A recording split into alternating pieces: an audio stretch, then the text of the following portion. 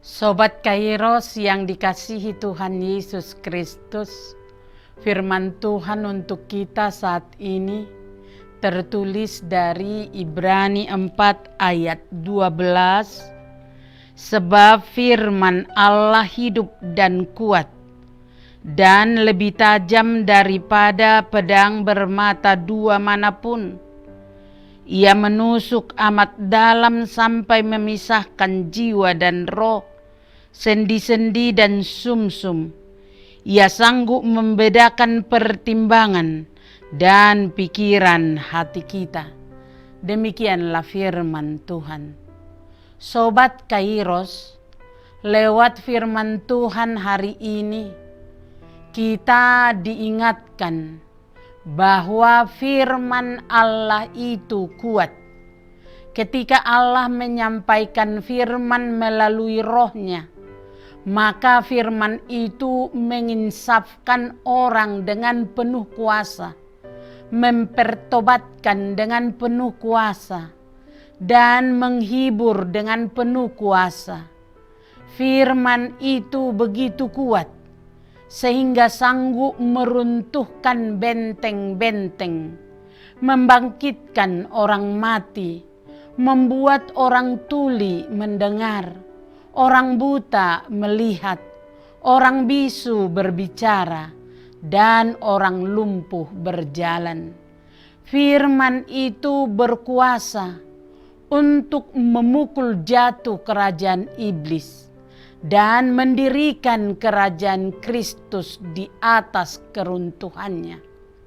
Firman Allah itu tajam, lebih tajam daripada pedang bermata dua manapun. Firman itu ialah pedang roh. Firman itu ialah pedang bermata dua yang keluar dari mulut Kristus.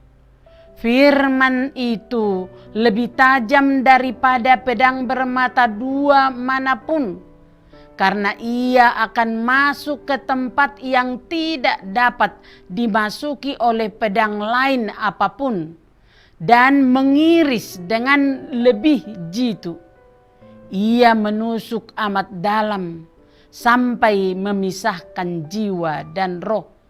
Ia membuat jiwa yang sudah lama dikuasai roh kesombongan menjadi rendah hati, yang dikuasai roh kebejatan menjadi lemah lembut dan taat. Pedang ini memisahkan ketidaktahuan dari pengertian dan pemberontakan dari kehendak. Pedang ini juga memisahkan permusuhan dari pikiran.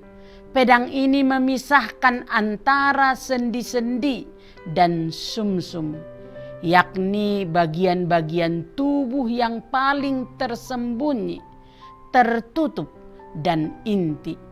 Pedang ini sanggup memotong nafsu daging sekaligus nafsu pikiran dan membuat manusia rela menjalani operasi yang paling tajam untuk mematikan dosa. Firman ini sanggup membedakan pertimbangan dan pikiran hati kita, bahkan pikiran dan rancangan yang paling rahasia dan tersembunyi. Firman ini akan menyingkapkan kepada manusia berbagai pikiran dan maksudnya.